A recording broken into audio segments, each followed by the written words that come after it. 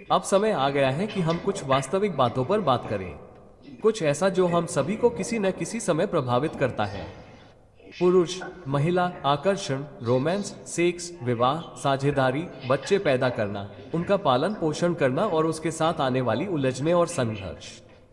और फिर एक दूसरा पहलू भी है जब नियमों का गलत इस्तेमाल किया जाता है। अस्वीकृति, दिल टूटना, लत, बेवफाई, नफरत, हिंसा, मौत, कारावास, टूटे घर, अनाथ बच्चे, दर्द, अराजकता, कई तरह से चीजें गलत हो जाती है। कभी कभी मैं बैठकर पक्षियों को देखता हूँ। वे दिखने में जितने सरल हैं, उनके जीने के तरीके में गहरी बुद्धिमत्ता है। एक मादा पक्षी अपने साथी को चुनने से पहले उसकी शक्ल, उसकी जीवंतता, उसकी क्षमताओं को अच्छी तरह से परखती है। उदाहरण के लिए दर्जी पक्षी अपने संभावित साथी द्वारा बनाए गए घोंसले को भी परखती है, ये देखने के लिए कि वो टिकेगा या नहीं। वो अपने होने वाले चूजों की सुरक्षा सुनिश्चित कर रही है। वास्तव में ये हमसे अलग नहीं है। शायद हमारे निर्माता ने चीजों को इस तरह से बनाया है कि हम समझदार हों, साझेदारी में स्थिरता और मजबूती तलाशें। दुख की बात है कि आज की दुनिया में हमारी शिक्षा हमें इसके लिए तैयार नहीं करती है। हम अपने लड़कों को यह नहीं सिखाते कि महिलाओं के साथ कैसा व्यवहार करना चाहिए या उनमें क्या देखना चाहिए, या अपनी लड़कियों को पुरुषों में क्या देखना चाहिए। आज का समाज हमारे दिमाग में प्रतिस्पर्धा, बिना किसी संदर्भ के समानता और स्वतंत्रता की विकृत भावना भर देता है, जिससे अक्सर पुरुष और महिला टकराव की राह पर चले जाते हैं। हमने अपने बच्चों को दूसरों के नजरिए से सोचना सिखाना बंद कर दिया है। आज केवल प्यार में होने का गर्म एहसास, सेक्स का रोमांच और जुनून की कल्पना को फिल्मों और हमारे सोशल प्लेटफॉर्म के माध्यम से महिमामंडित किया जाता है, बिना वास्तविकता को छुए।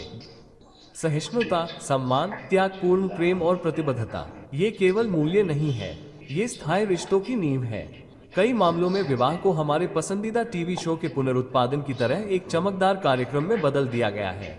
यह कोई संयोग नहीं है। मेरा मानना है कि इसके पीछे एक काली शक्ति काम कर रही है, एक ऐसी शक्ति जो हमेशा परिवारों को तोड़ने और भगवान की योजना को बिगाड़ने का काम करती है।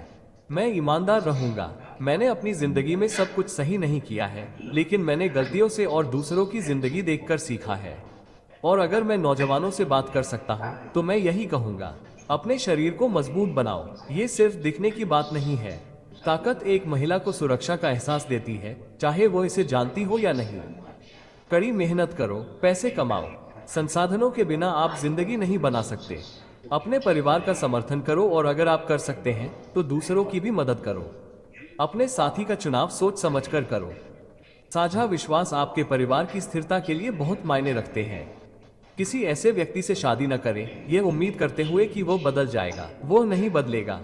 और सबसे बढ़कर याद रखो कि शादी सिर्फ शारीरिक नहीं होती, इसका एक आध्यात्मिक पहलू भी होता है। हालांकि पति पत्नी एक साथ जीवन बिताते हैं, लेकिन उनकी मृत्यु एक साथ नहीं होती। अंत में हम अपने निर्माता के पास ही लौटते हैं। हमसे पूछा जाएगा कि हमने कैसे जीवन जिया, दूसरों के साथ कैसा व्यवहार किया और उनके साथ कैसे चले। इसलिए समझदारी से जिए, अपने निर्माता के साथ अपने संबंध को स्वस्थ और मजबूत बनाए रखें।